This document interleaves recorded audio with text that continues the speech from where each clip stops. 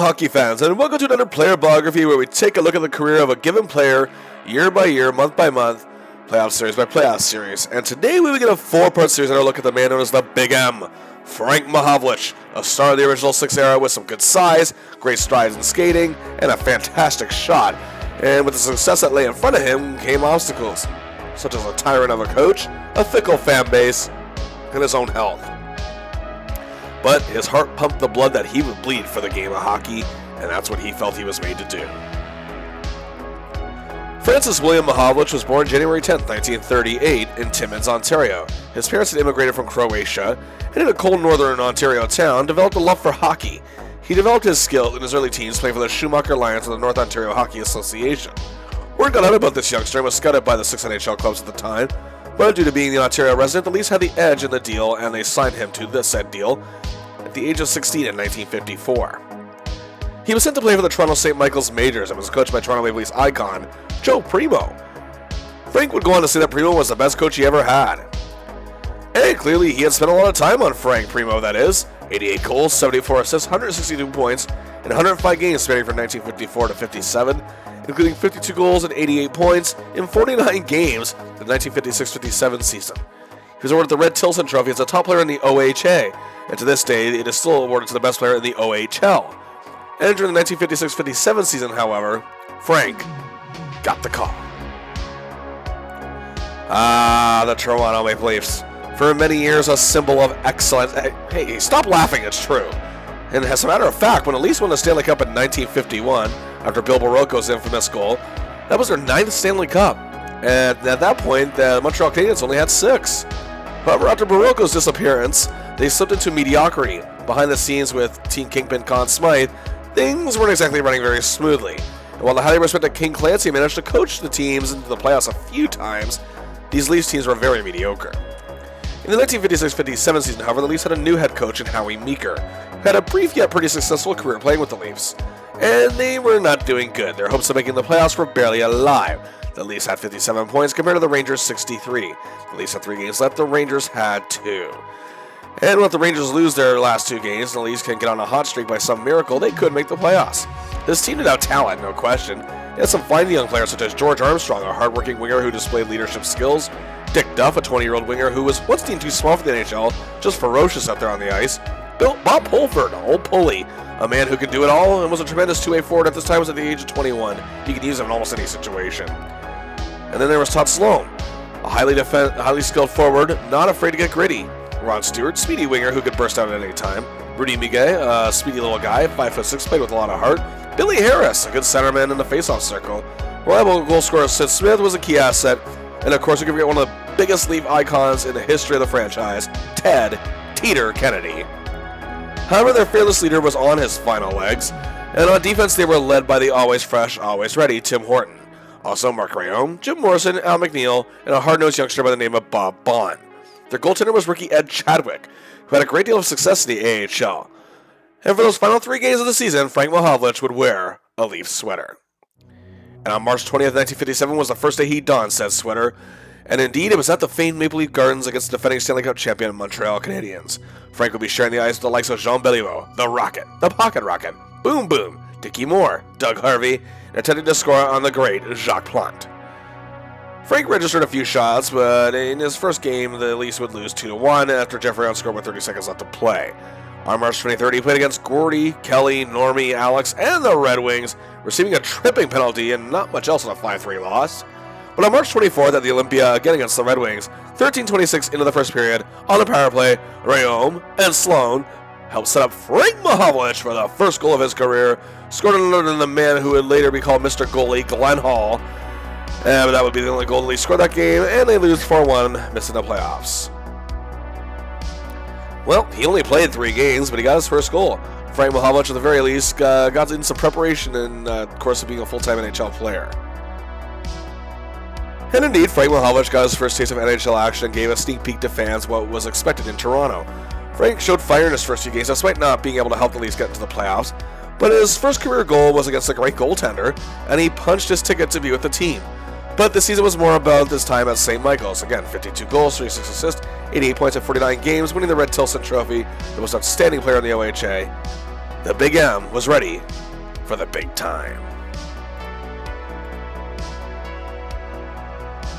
So now here he is. He has made the team going into the 1957-58 season. But as I mentioned, Toronto hit some lean years since their Stanley Cup win in 1951, and they had a rookie head coach in Billy Ray, who had won a couple Stanley Cups as a grinding centerman for the Montreal Canadiens. Ted Kennedy had retired after a Hall of Fame career, leaving the captaincy vacant. Also, internally, things were not going well in Toronto, with that scoundrel, Stafford Smythe, now running the team as interim GM. But either way, the city of Toronto at the famed Maple Leaf Gardens loved their hockey. With many of the players I named before, Mahovlich is ready for the pros. And remember, this is still the era of the original 6, only 70 games are played in a regular season. So here we go, Frank's career is off to a start. His first 2 goals of the year were against Andy Bathgate and the New York Rangers, scoring them both on a legendary Gump Worsley, including the game winner on a 2-1 victory. He notched a goal and an assist in a loss to the 2-time defending Stanley Cup champion Montreal Canadiens. In his first 20 games as a full-time roster member of the Leafs, he had 3 goals, 3 assists for 6 points, and fans in Toronto actually didn't really see the big deal about this kid whatsoever. Although that would change pretty quickly in the month of December, his first career hat-trick on December 1st against the Chicago Blackhawks, and oddly enough on the same goalie he scored his first career goal against last year, Glenn Hall. The Leafs dominated the game 7-2. He went pointless, however, in a tie with Montreal the following game. The next 5 games, he recorded a point each, and in the Christmas Day showdown with the Habs, he scored his second hat-trick of his career in a huge 5-4 win over the dominant Habs. And it was a natural hat-trick to boot, and he had an assist for 4 points. 5-4 win, scoring on the great Jacques Plante.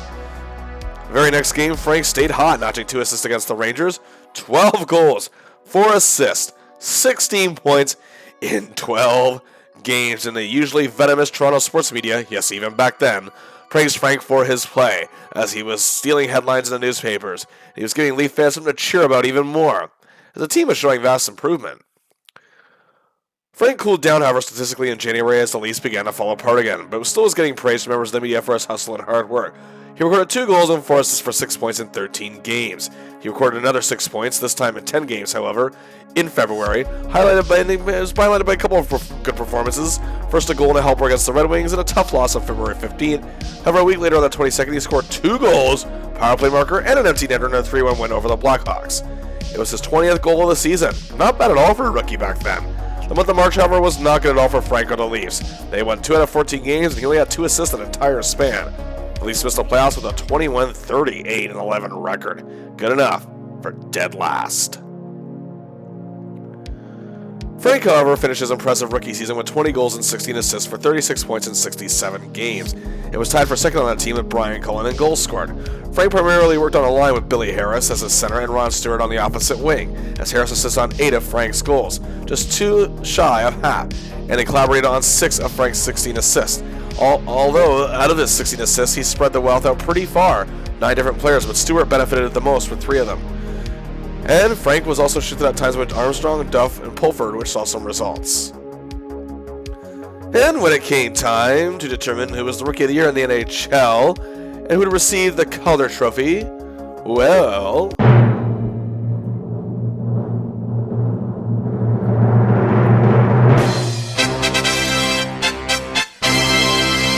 Indeed, edging out Bobby Hull by 4 votes, Frank Mahovlich is the winner of the Calder Trophy as a top rookie in the NHL, becoming the 6th Leaf player to win it, and the first since Howie Meeker in 1947. What a way to start your career. Yeah, the Leafs may have no direction at this point, but it's clear with their future of young players full of heart, Frank Mahovlich is going to be a key piece of the puzzle. As the Leafs' top rookie, he should be a guy to build around going forward, if they want to build into a contendership, that is. In his rookie year, scoring 2 hat-tricks definitely says a lot. Even the times he didn't rack up points, he was hustling hard, but suddenly the whole NHL had this Leafs team figured out, hence why they never really went far. But maybe that can change going forward.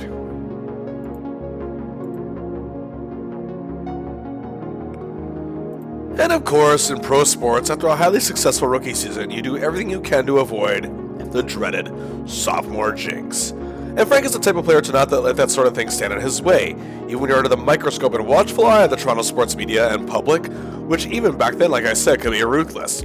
There's a lot of psychological pressure, but as this young Leafs club continues to grow, Frank's role will be important. He will be watched closely, every move, as he is indeed touted to be the future of this team. Every move will be watched, but he's up to the task. Also, Leafs made some changes. Sloan was gone. They added a gritty defenseman in Toronto Marley star Carl Brewer. And in a pretty big move, they acquired Bert Olmsted from the Montreal Canadiens, fresh off 3 Stanley Cups, and added veteran defenseman Alan Stanley. The problem also, however, is Ed Chadwick is not an overly stellar goaltender, and while he's still on the roster, we'll also be seeing playtime from a minor league star by the name of Johnny Bauer. Frank got out to quite the start in the 8 games he played in October, and showed he wasn't afraid to go toe-to-toe with anyone, as he draw gloves with Montreal's Andre Pronovo in a very heated encounter which had resulted in a 10-minute misconduct. He then had back-to-back 2-assist games on October 25th and 26th at home against the Wings, and on the road against the Rangers respectively. He stayed consistent in November with 4 goals, 3 assists for 7 points in 14 games, and one of those was at the end of the month, a game-winning goal on November 30th against Busick and the Bruins. Around this time, however, after a 9-game winless skid, the Leafs parted ways with Billy Ray and hired a new coach and a new general manager, the man who would take both jobs, George Imlach, better known as Punch Imlach. Frank missed 7 games due to injury in December, but played in 6 and had 7 points in those games, and scored at least a point in all but 1. He had 2 assists early in the month against the Bruins and 2 helpers in a huge win over Montreal in a New Year's Eve showdown. In January, as the Leafs were making slight improvements under Imlach, Frank saw a dip in production, however, with a couple goals and 3 apples for 5 points, but scored another game-winning goal, this time against Hull and the Hawks. But February was where the ferocity and passion of the Big M really started shining through. On the 1st of February, he had a goal and 2 assists for 3 points, but they lose to Boston. He then helped the Leafs score a huge upset over Montreal again, with another goal and 2 assists for 3 points in the very next game. And Frank was feeling the love on Valentine's Day, a goal, 2 assists, 3 points, and a dominant win over Chicago they're trying to catch in the standings. And his luck against Montreal continues on February 25th as, you guessed it, Frank on all 3 goals, a goal, 2 assists, 3 points. 4 3-point games in a month, highly impressive. In total, 6 goals, 9 assists, 15 points in 11 games. Heading into March, however, the Leafs were dead last in the NHL with 50 points. It seemed once again the playoffs looked like a pipe dream with just 11 games remaining. Despite the Leafs showing very big improvement under Imlach, it looked like this wasn't going to happen this year. However, this will not deter our hero. He's out there every night fighting to get the Leafs as many wins as possible. On March 4th, he notched a goal and a helper against the Hawks. He did the same against Boston, however, in a heartbreaking loss. But then on March 14th against the Rangers in a huge 5-0 win, he had 2 goals. And then a week later, Frank was a beast. 2 assists and a helper for 3 points against the Blackhawks at home. That win was the 4th in a row for Toronto. Going into the final day of the season, each team was playing with 1 game left. The Leafs' hot streak has put them in reach of a playoff spot on this final day. The Habs, Bruins, and Hawks have all punched their ticket, and the Wings are eliminated, so it comes down to Toronto and the Rangers. The Rangers sit 1 point ahead of the Leafs, and all the Rangers have to do to clinch is win against Montreal. And all Toronto has to do is hope the Rangers lose or tie, and they win. Because even if the Rangers tied, at least would have more wins, despite tying in points, and get the spot. And all the Leafs have to do is beat lowly Detroit. But just because this is a different era doesn't mean teams won't play spoiler. Keep in mind, despite how bad this Wings team was this year, they still have Gordie Howe, who was 4th in league scoring, as well as Terry Sawchuk, who, despite having a lackluster year, is still arguably one of the best goaltenders in this era, and it looked really bad. The Wings led 2-0 after the first period, while the Habs cling on to a 2-1 lead against the Rangers, so they're doing their part, but the Leafs tie it in the second, just 4:15 in. The Wings take a 3-2 lead in power play, you say? Well, Regan has it, and now Frank has it, and he gets it back to Carl Brewer, who launches it home. The game is tied. 21 seconds later, Regan gets the lead, but the Wings tie it. It's 4-4 after 2 periods. Fans in Toronto are biting their nails, but the Rangers also aren't out yet. Montreal is still clinging to a 2-1 lead after 2 periods, but the Habs did their thing. They beat the Rangers 4-2. And as for the Leafs and our hero, Frank, they are going to the playoffs. A 6-4 win over the Red Wings on the road, and our hero is going to see his first professional postseason action, as now, it's playoff time. And of course, in the 6-team league, we have the semifinal and the final. Simple as that in the playoffs. And facing the Leafs in these semifinals is the Boston Bruins. The Bees finished 32-29-9 for 73 points, good enough for second place in the NHL. They were coached by a man who to this day is looked at one of the greatest Bruins players of all time, future Hall of Famer at that point, Bill Schmidt. The Bruins have appeared in the last 2 Stanley Cup finals but came up on the losing end. The 14 meetings between these two in the regular season came out even with a 6-6-2 record on both sides. So on paper, this might even go either way. The Bruins were led by the clean-cut and smooth-skating Don McKinney, who was tied for 8th in the NHL in scoring with 62 points and played in the NHL All-Star Game this season. And he's probably one of the most grossly underrated players of this era. Also on the forward line, he had some size in Vic Stasiak, who had some playoff experience, and he had an emerging star in John Busick, whose game was still evolving and getting better and better with each passing game, it seemed, in Boston, after being given little to no chance in Detroit to shine. Jerry Topazzini lent a hand scoring over 20 goals, and there was a durable center, Fleming McKell. Also, despite missing 25 games, Bronco Horvat, who was one of the Bruins' top scorers that year, still scored 39 points in 45 games. Also up front, they had tough Leo Labine, John Guy Gendron, and Norm Johnson, to name a few. Hard-nosed and tough Fern Flaman led the defense, and came in 5th in Norris Trophy voting, and showed tremendous leadership commanding the ship and keeping the Bruins team fighting. Also, Doug Mons, who doubled more as a defensive forward, as well as former Leaf Jim Morrison, future Hall of Famer Leo Bovin, also helped this blue line core a great deal, as the fan favorite Larry Hillman. And in net, they're going with veteran Harry Lumley, who was once an All-Star in Detroit and Toronto, and has spent the year as a backup, but has, of course, a great deal of playoff experience with those Stanley Cup, and had good numbers with an 8-2-1 record, a shutout, a goals against average of 2.45, and .923 save percentage. So here we go.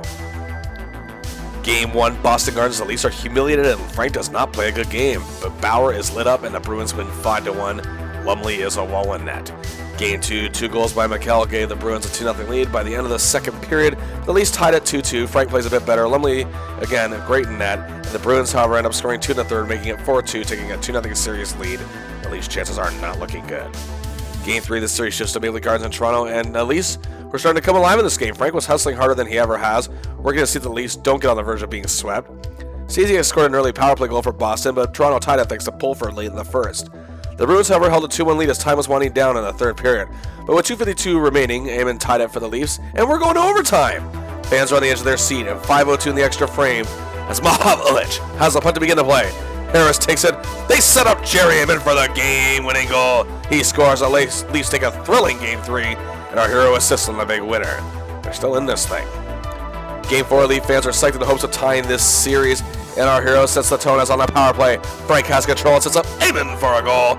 And the Leafs lead 1-0, and thanks to Bauer in net, they hold on to that lead in intermission and into the second intermission. The Bruins, however, tied it, but Cullen gave the Leafs their lead 44 seconds later. But the Bruins tie in the third, and we're headed to overtime as Bauer and Lumley are giving nothing up. It's another exciting overtime. The fans are reacting to everything, and the goalies are making thrilling saves. Olmstead, however, starts with the puck, and defenseman Carl Brewer has it, and Frank Mahovlich on goal. He scores! Frank Mahovlich is the overtime hero. In on both game winners, and the last 2 games, the series is tied at 2. Back to Boston Garden, and the Leafs are ready to take control, as Bauer lives up to his moniker of being known as the China Wall. The Leafs had a 2-0 lead after 2 periods thanks to goals from Olmstead and Duff. And just 19 seconds into the third period, it's Eamon to Mahovlich. It's 3-0 Leafs, and Pulford makes it 4-0. Well, the Bruins break the shutout. It's a monster 4-1 win for the Leafs. They lead the series 3-2. Game 6 back at the Gardens. Fans are psyched 1 win away from an upset and an appearance in the Stanley Cup Final for the first time in 8 years. It looked bad early on as the Bruins took a 2-0 lead, but Olmstead scored and the Leafs trailed 2-1 after 1. Then 3:50 into the second period, Harris, Eamon, Mahovlich scores. The game is tied, but the joy is short-lived. The Bruins take a 4-2 lead when Busick scores 2, and that's how it is after 2 periods. Eamon keeps the Leafs in it early in the third period while killing off a penalty. Frank is helping Stanley. He gets it to Stewart, and the Big M caps it off. We are tied. Wow. But the Bruins get the lead back with 7:04 to play, and the Leafs cannot get the equalizer.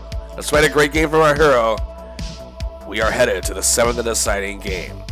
And some say it's been a good ride, but the Leafs ride will indeed come to a stop at Boston Garden. Game 7 at the Garden, and the Bruins lead 2-1 going into the third period. It is not looking good. And with every precious second ticking away, the Leafs were pressing, and Pulford would tie it. And with 2:33 to go, Brewer gets the puck out to Frank Mahovlich, who sets up Jerry Eamon. The Leafs take the lead, and the clock counts down. 5, 4, 3, 2, 1, 0. The Leafs are going to the Stanley Cup for the first time since 1951, and Frank Mahovlich played a beauty of a series despite struggling in the first couple games. He came alive with some amazing clutch play. 4 goals and 3 assists for 7 points. We're second in team scoring, only behind Ammon. And man, Frank's first taste of postseason play was a huge success. In the final month of the season, the Leafs were not even set to make the playoffs. Now they will compete for the big prize. And for Frank Mahovlich, in just his second year, joining a team that seemed pretty directionless, it looked like hoisting the Holy Grail would be near improbable anytime soon. But now he's 4 wins away from achieving that dream. Oh boy, but it wasn't going to be easy, as awaiting them were the 3-time defending Stanley Cup champion Montreal Canadiens, who dominate the league all season long with a record of 39, 18, and 13 for a huge 91 points. Led by the great Toe Blake as head coach, the Canadiens were the very definition of a team deep at every end of the spectrum. The Habs went 8-5-1 against the Leafs this year, and there's a lot of history also on the line here, as the Montreal's won 3 straight Stanley Cups at this point, tying the record held by the Leafs from 1947 to 49. And certainly the fans of Toronto don't want to see that record broken, and would love to see their team be the ones to stop it. Also, the Habs have never once beaten the Leafs in the Stanley Cup final at this point. In their only 2 meetings, the Habs lost both times in 1947 and 1951. And indeed, the Habs actually struggled a bit to get past a game Chicago Blackhawks club, but won it in 6 games to get here. Up front, however, the Habs were led by the stylish gentleman known as Jean Béliveau. 45 goals, 46 assists for 91 points, was second in league scoring, a runner-up for the Hart Trophy as league MVP, and a first-team All-Star for the 4th time in his career. As a matter of fact, the only reason he didn't win the scoring title this year was because of his teammate, Dickie Moore, who had extraordinary stick handling abilities and shooting accuracy, 41 goals, 55 assists, 96 points, and indeed winning the Art Ross Trophy as the league scoring champion for the 2nd straight year. He was a first-team All-Star for the 2nd time in his career and 2nd straight year, but was kind of shortchanged in our Hart Trophy votes, coming in 5th. And of course, we can forget about the man with the booming shot. Indeed, that's why they called him Boom Boom Geoffrion. Another excellent year for Bernie, 22 goals, 44 assists, 66 points in 59 games, 6th in league scoring. And joining them, you still had the biggest icon in Quebec hockey history, Maurice the Rocket Richard. He missed many games due to injury and will not see a lot of playing time in this final. However, his younger brother, Henry the Pocket Rocket Richard, was a 2nd-team All-Star this year and has become a big star in his own right in Montreal. Also, Ralph Backstrom had just won the Calder Trophy as the league's top rookie, showing that even in the midst of this dynasty, the Habs won't stop improving themselves. But these stars also relied on their role players up front, such as grinding forward Claude Provo, Ab McDonald, Don Marshall, and Phil Goyette. On the defense, the Habs were still led by the incredible Doug Harvey, who commanded the power play and the whole blue line core. But a string of 3 straight Norris trophies came to an end thanks to teammate Tom Johnson, who won it that year. What a year he had, also earning first-team All-Star honors. He's one of the most aggressive and meanest defensemen in the game at the time with his unforgiving hits. Also, Jean-Guy Talbot had an excellent year on the blue line. And to top it off, in net, the great Jacques Plante. 38 wins, 925 save percentage, 9 shutouts, his 2nd first All-Star team selection, and his 4th straight Vezina Trophy for allowing the Leafs goals this season. Oh, what a lineup. But hey, the Leafs are not intimidated, and they are ready. Game 1 at the famed Montreal Forum, the Leafs had a 2-1 lead early in the game, but Montreal tied it 2-2 to end the first period. It was 3-3 to end the second. The Habs, however, ran away with it and win 5-3. Frank played decently, but not well enough. Game 2, the Habs bombard Bauer, but Plante is also having a busy night, but our hero and his boys are having trouble getting past him. It was 1-1 after 2 periods. 2 goals from Provo gave the Habs the win. Frank has a rough night, and the Leafs trail the series 2-0. Game 3 in Toronto. The fans have hope, and the Leafs are a lot more focused on this one. Late in the first period, it's Frank, it's Stanley, it's Billy Harris scoring the goal, but the Habs tie at 102 later. In the second period, Olmstead gave the Leafs the lead, but Moore tied it early in the third for the Habs. And while Plante and Bauer are putting on a show, we're off to overtime. And just past the halfway point, Dick Duff ends the game, and the Leafs are still in this thing. A much better game for Frank Mahovlich as well. Game 4, we're still at the Garden. Again, Bauer and Plante are just beasts in net, and both defenses are working hard, and it's scoreless after 2 periods. In the third, things get crazy. Harris gives the Leafs a 1-0 lead, and they're clinging to it, but the Habs score 3 goals, 6:02 apart. Time is winding down. The Leafs are fighting to stay in it, and Ammon fights Frank Mahovlich with 1:24 to play. Our hero made the fans at Maple Leaf Gardens believe a miracle could happen as the building erupts, but it wouldn't. The Leafs lose 3-2 on the verge of elimination, heading back to Montreal. And it looks really bad early in Game 5. The Habs launch an all-out attack, leading 3-0 the first period. Pulford scores, but the Habs get 2 more. It's 5-1 after 2. It's basically over, but the Leafs do not give up. They press, and Ammon and Harris set up Mahovlich, and then with 3:41 left, Jerry and Frank set up Bert. And the Leafs, however, still trail by 2, and that's as close as they would get, as the Habs lift the Stanley Cup for the 4th straight season. Frank played very well in the final 3 games, showing his never-say-die attitude in Game 5 on full display. His 4 points led the team in a 3-way tie with line mates Harris and Amon. There's no way to really blame them here. The Habs are just pretty much unstoppable in this era. But what a year for the Leafs. A Cinderella story that they can build on going forward. Well, Frank avoided a sophomore jinx. He scored 22 goals, 27 assists for 49 points in 63 games. And when Imlach took over, he found a really good line combination, Mahovlich along with Harris and Jerry Amon. With Harris, Mahovlich collaborated on 19 different goals, and that included Harris assisting on 10 of Frank's goals, nearly half, and working together to produce 4 assist collaborations as well. He did the same with Amon as they totaled 19 goals one way or another when it came to working together, including Frank setting up 7 of the 12 goals Amon scored that year, more than half. The combination worked extremely well in the playoffs and was a key in their success. Frank also worked a lot with Bert Olmsted and clicked with defensemen Tim Horton and Carl Brewer. Well, indeed, Frank avoided the second-year jitters very emphatically, improving on his numbers as well as showing his intestinal fortitude come playoff times. His 11 points in 12 playoff games is impressive as he led the Leafs on a miracle trip to the finals, and his performance in the semifinal against Boston is another step Mahovlich etching his early legacy in Toronto. Frank showed he had the makings of a star just 2 years into his career, and at 21 years old, he has barely scratched the surface of what he's capable of. But can he and the Leafs build on what they accomplished going forward? Going into the 1959-60 season, hopes were high in Toronto for the Leafs after an amazing final month of the season and a Cup final appearance. Frank Mahovlich was being looked at by the media as a guy who can lead them going forward into a whole new dynasty. The media, however, did also say that players like Duff and Pulford had more depth. And while that point may have been valid at the time, the Leafs found their star, it seemed, and some were even saying he can be in the vein of a Ted Kennedy in the future. Speaking of depth, however, the Leafs also added more of it by acquiring Detroit forward Johnny Wilson, who obtained 4 Cup rings with the Red Wings, as the Leafs felt they truly had a contender again this year. Frank, however, began his year playing in his first NHL All-Star game, as back then the game was played between the NHL All-Stars taking on the defending Stanley Cup champions, and took place just before the season started in October. Frank made it to the game along with teammates Carl Brewer as well as veteran Bert Olmsted and George Armstrong. However, the Habs throttled the All-Stars 6-1. To begin the season, Frank wasn't producing on the level he did the year prior. In the first 9 games in October, he only scored 2 goals, but the Leafs themselves got off to a really good start. In November, he went pointless of 12 of the 13 games played that month, and both the goal and assist he recorded were against the Chicago Blackhawks in a win. And this is where the first real backlash against Frank Mahovlich started. Leaf fans were starting to boo him for his lack of production so far this season, with just 4 points in 22 games. In December, Frank looked much better with 6 goals, 4 assists for 10 points in 13 games. On December 5th, he had 2 goals and 2 helpers against the New York Rangers in a huge win for the Leafs, who were rolling at this point.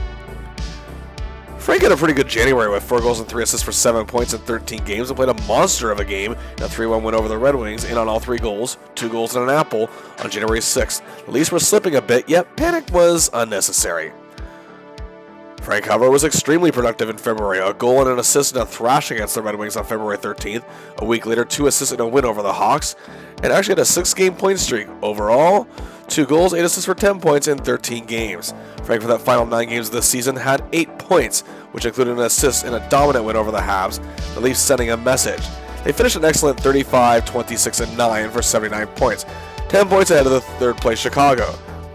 Meaning they are indeed headed to the postseason, and the Leafs now have an added edge, as they made a shocking move acquiring Red Wings superstar defenseman, veteran Red Kelly, who's now being used more so as a forward. And now, here we go, because it's playoff time! And awaiting them was a team with something to prove. The Detroit Red Wings have fallen down the ladder since their Stanley Cup win in 1955. They finished the season with a 26-29-15 for 67 points, just ahead of Boston for the final playoff spot. Their head coach was former Red Wings legendary player Sid Abel. The Leafs won the season series pretty emphatically with a 9-4-1 record against the Wings, but they still had their heavyweights on this club.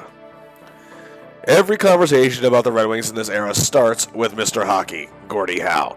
34 years old and showing no signs whatsoever of slowing down. 73 points in 70 games, 6th in league scoring, won his 5th Hart Trophy as League MVP, won his 7th first All-Star team selection, and played his 11th NHL All-Star game. Norm Ullman was also rising up the ranks as one of the NHL's best forwards as well, as he produced quite a bit for the Red Wings in this era and was continuing to grow as a player.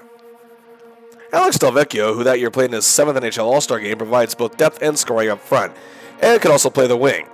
Joining them was minor league star Gary Alcorn. Murray Oliver, who was runner-up for the Calder Trophy, scored 20 goals. Also former Leaf Barry Cullen, as well as Val Fontaine and Big Len Lundy. The defense was led by the traditional and tough Marcel Pronovo, who was a finalist for the Norris Trophy and achieved his first NHL first-team All-Star selection and played in his 6th All-Star game. Joining him was former Leaf Jim Morrison, who had a good year, as well as Jack McIntyre and Ward Godfrey. And backstopping them in net, the great Terry Sachek, who notched 24 wins, 5 shutouts, had a good save percentage of .909, and played in his 8th NHL All-Star game. Well, here we go. Game 1 at Maple Leaf Gardens. Mahovlich does not play good, as all he can muster up is 4 minutes and penalties. The Wings defense kept the Leafs at bay in this one and won it 2-1. Game 2, Sachek and Bauer are putting on a show, and the Leafs lead 2-1 after 2, and then Brewer gets the puck up to Red Kelly, who gets to Frank Mahovlich. The Leafs lead 3-1, and on to a 4-2 win. An all-around better game for Frank this go-round. His goal proving to be the game winner.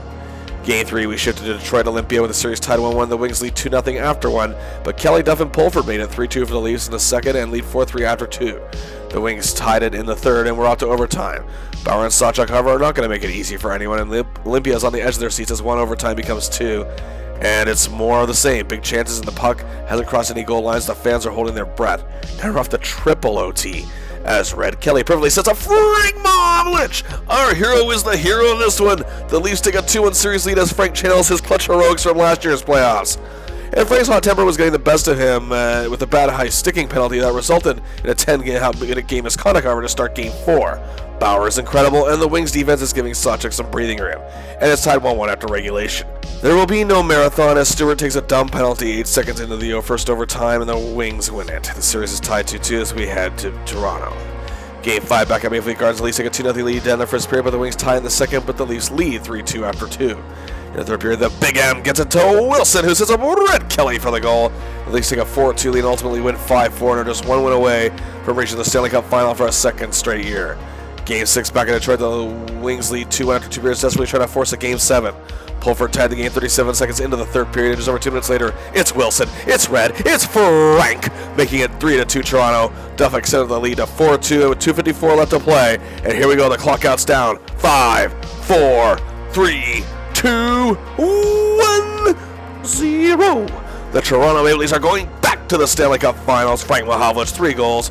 4 overall points, all goals game winners. Frank is proving to be quite the playoff clutcher this early in his career.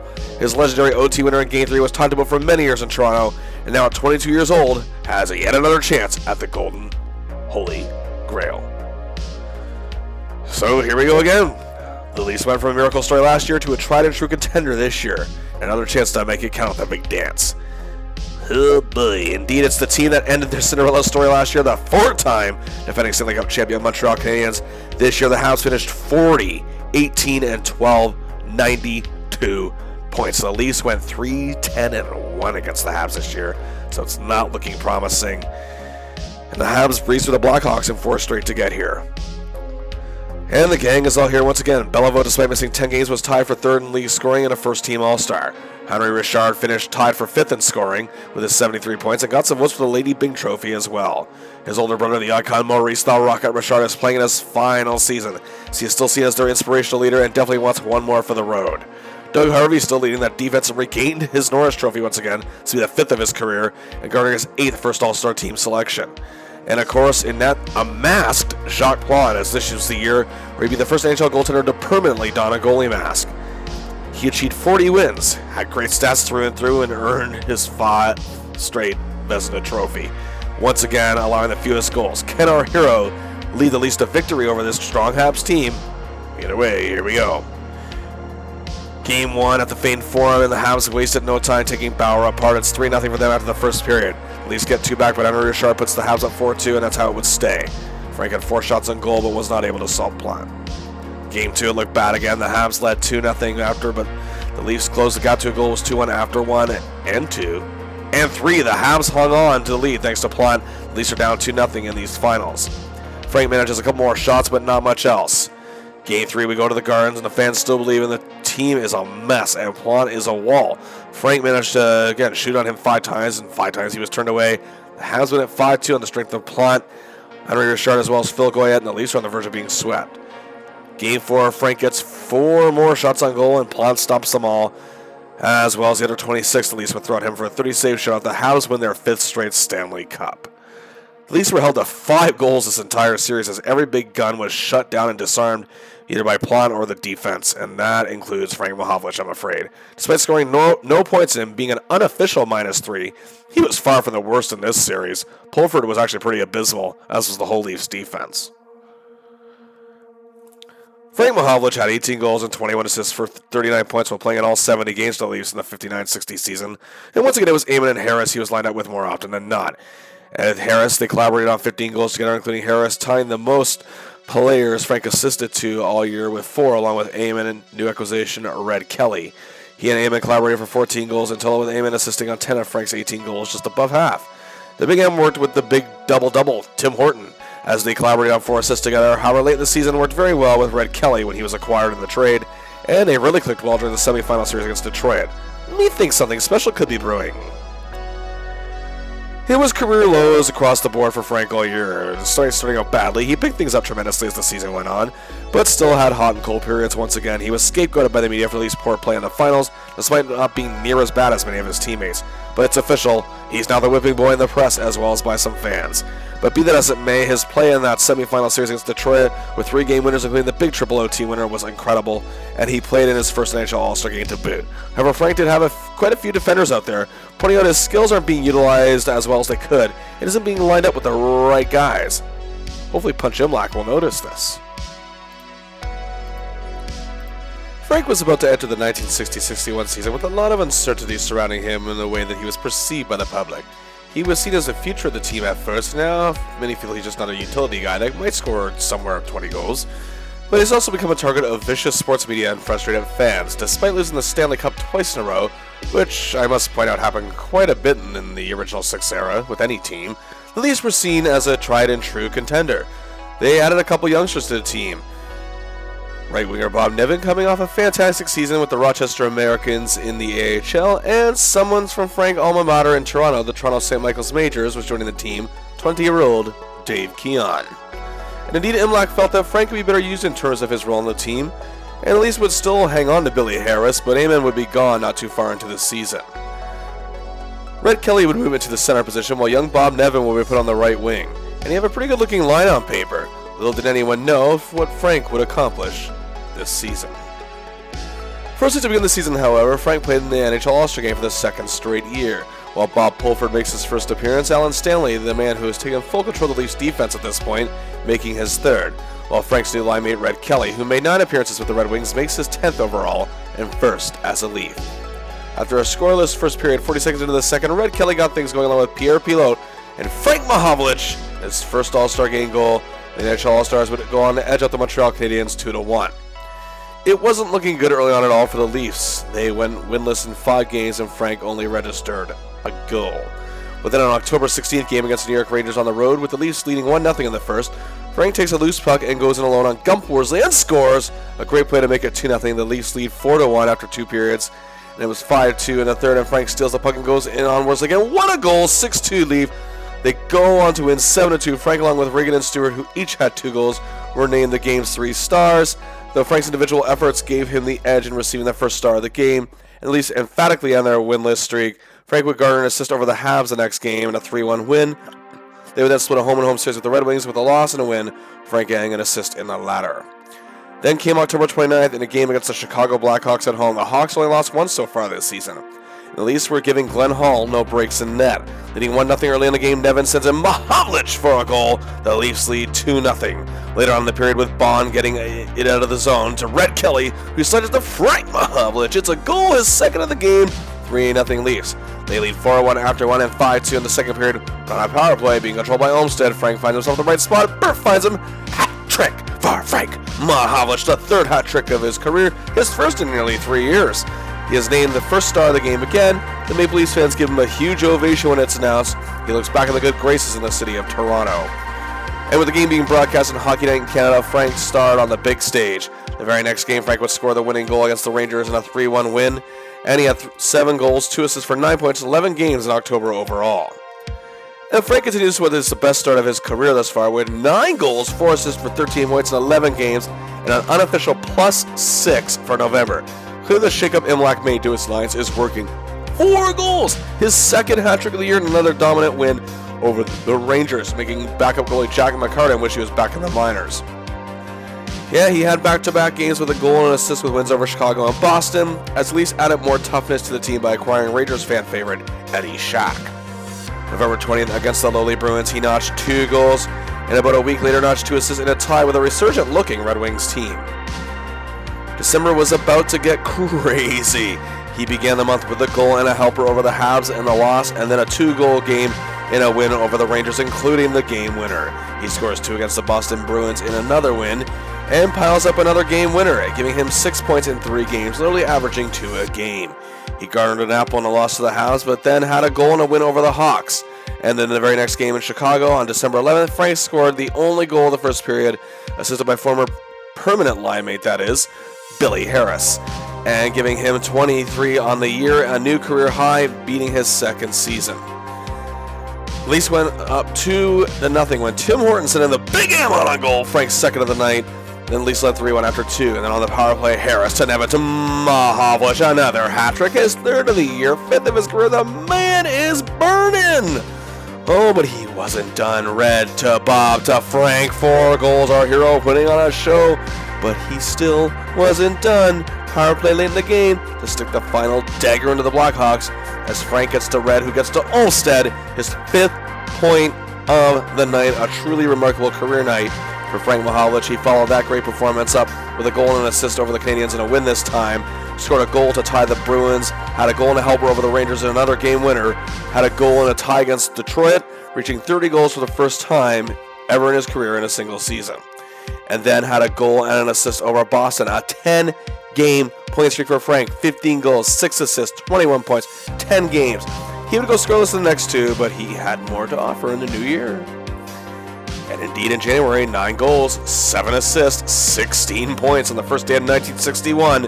That included 2 goals in another win over the Rangers, and then at home against the Red Wings on January the 4th. The game was tied 1-1 in the first period, and our hero went to work. There were some naysayers saying he wasn't a good passer or setup man, just average at best.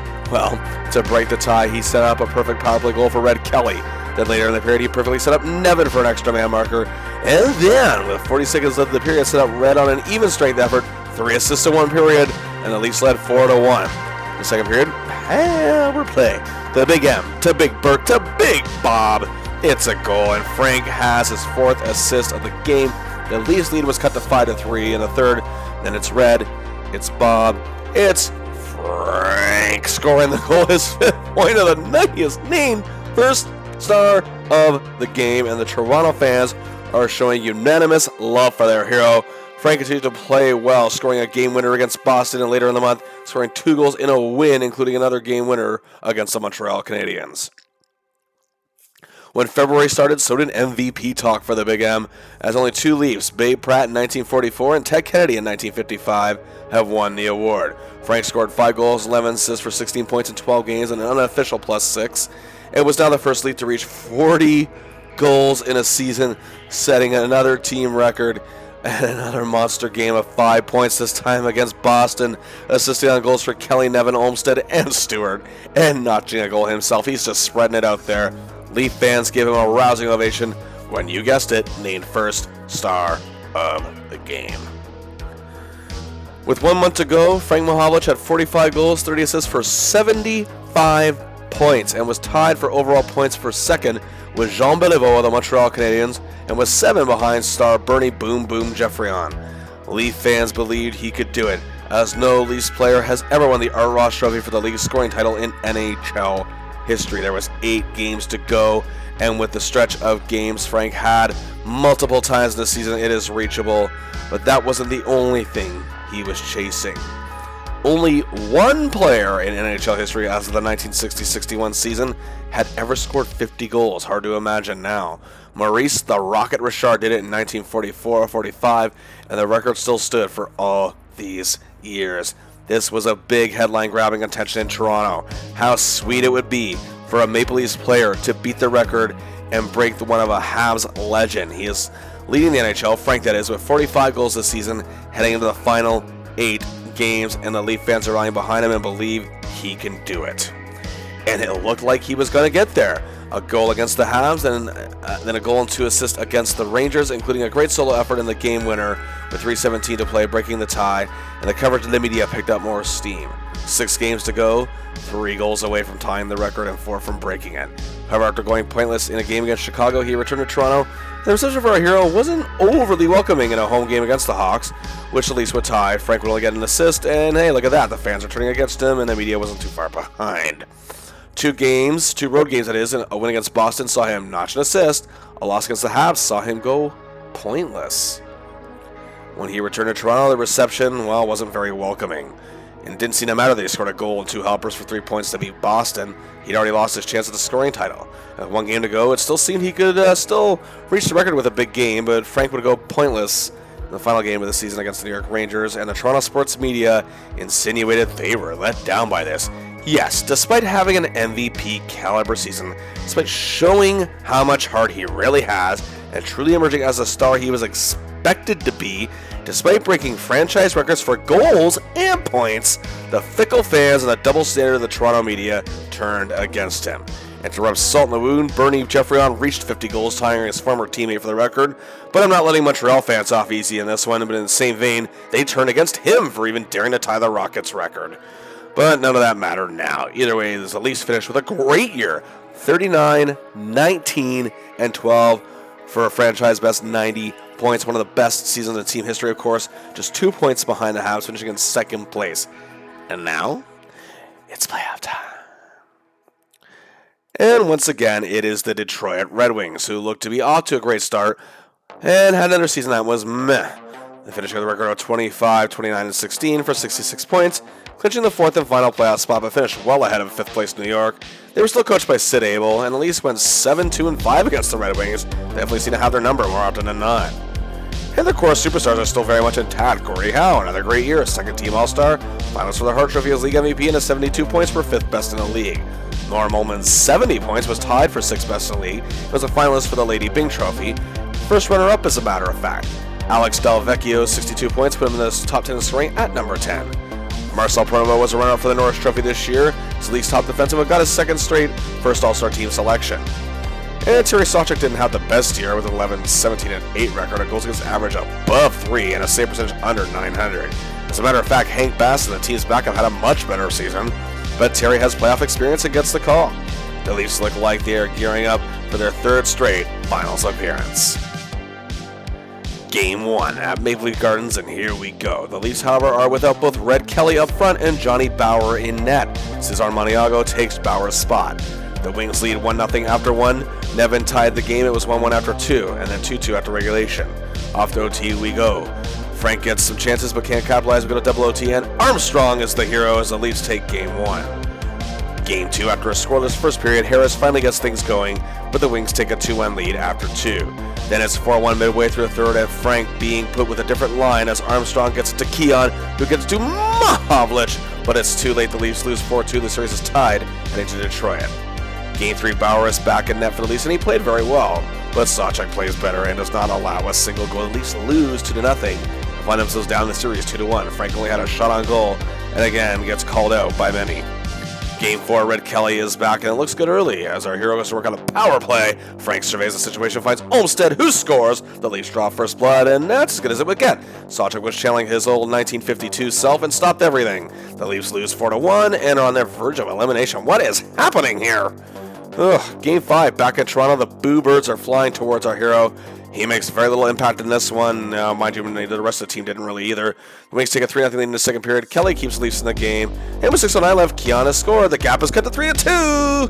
And Sawchuk stands his ground in net, and the Leafs are eliminated in 5 games. Frank is not very effective in this series. He did not play up to par, which gave his haters, as the kids say, more ammo to fire against him. Despite this, however, like the Cup Finals last year, again, he was far from the worst player on this team, as Pulford and linemate Nevin were actually pretty bad, and the injury to Red Kelly certainly didn't help. The Wings, however, would go on to lose the Stanley Cup in 6 games to the Chicago Blackhawks. Frank Mahovlich had an incredible year, though. 48 goals, 36 assists, 84 points, career highs all across the board. And yes, Punch Imlach found a way for Frank to produce at the highest level possible by finally putting him with the right guys, as line with Frank, Red Kelly, and rookie Bob Niven, who nearly won the Calder Trophy, was superb. Kelly and Niven each assisted on 23, yes, both of them assisted on 23 of Frank's 48 goals, each one away from half. That is remarkable. Also, Frank assisted on 15 of Nevin's 21 goals, all but 6. Together, he and Niven produced 43 goals working together.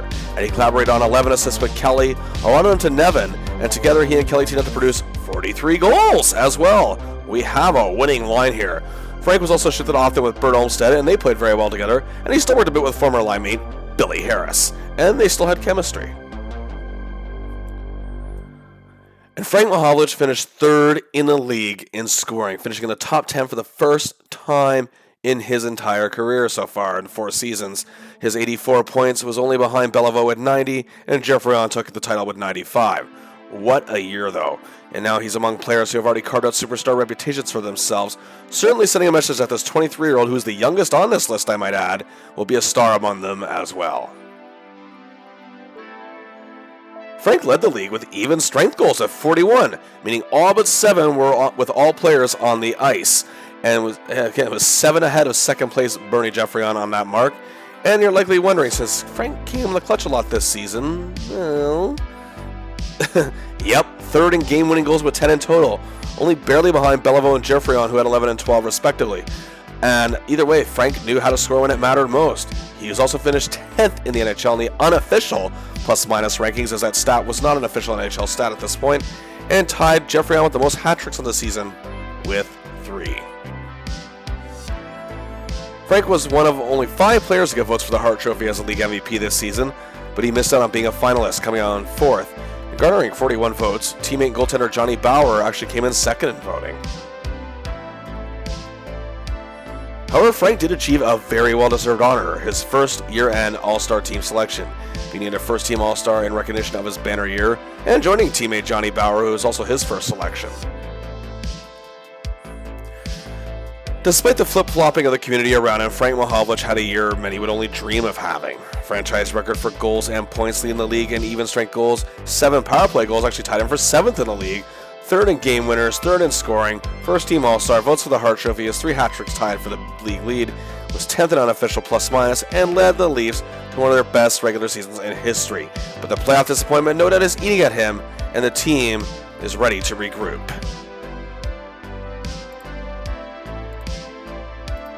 Now about to enter his 4th season and having brushes with success when it came to championships and coming off a glorious season, Frank Mahovlich faced more pressure than ever, especially due to his relationship with the fans and media. He was just trying to play the game the best he could. He cannot control the level of appreciation he gets or does not get. However, around this time, Punch Imlach, the Leafs coach, who many felt in hindsight succumbed to public pressure, decided to put more pressure than he needed to on Frank Mahovlich. The Leafs failed to win a Stanley Cup was starting to irk everyone around Toronto, as they felt they had the team capable of doing it. Now it's a matter of actually accomplishing it. And Frank was under the microscope as the 1961-62 season got underway. And he began the season by playing in his 3rd straight NHL All-Star game. Joining him was Johnny Bauer playing in his 1st, Carl Brewer playing in his 2nd, Alan Stanley in his 4th. The NHL All-Stars beat the Stanley Cup champion Blackhawks 3-1. Frank started out the year well, to no surprise, with 3 goals, 5 assists for 8 points in 7 games, and an unofficial +9. His first goal of the year was a game winner against the Bruins, and also scored a game winner against an improved-looking Rangers team on October 28th. Frank was on a 7-game point streak to start the season. He extended it to 8 games, scoring another game winner, this time in a 3-2 win over the Habs on November the 1st, then had a huge 3 assists against the Red Wings, setting up goals for Niven, Kelly, and Brewer in a 5-1 win.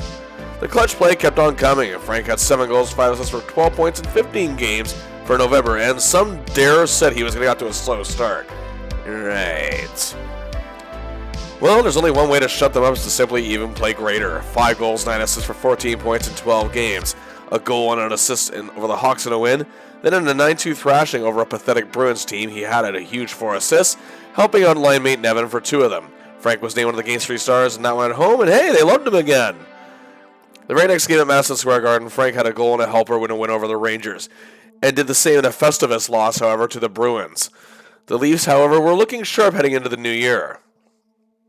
Hey, Frank just got better. He went on a major 3-game hot streak. First, 2 goals and a helper against the Blackhawks in a 6-3 win. Then it was a visit to Madison Square Garden to take on the Rangers. And after helping set up goals for Nevin and new acquisition Ed Litzenberger, the game was tied 3-3 with time winding down, when Tim Horton began a play that led to the stick of Billy Harris, and he had Frank Mahovlich, another 3-point night, another game winner. And then 2 goals and an assist for 3 points back home against Boston. 3 straight 3-point games, 9 points in 3 games. Unbelievable, all wins as well. On January 17th, down 2-0 to the Rangers, however, Frank helped lead a third-period comeback with 2 goals and a 4-2 win. And then, 10 days later, down 2-1 to the Red Wings at home in the third period, Frank set up Red Kelly to tie the game. Then Kelly returned the favor to Frank as he gave the Leafs a 3-2 lead. Then Nevin set up Frank with under 6 minutes to go to give the Leafs a 4-2 win. 10 goals, 5 assists, 15 points in January.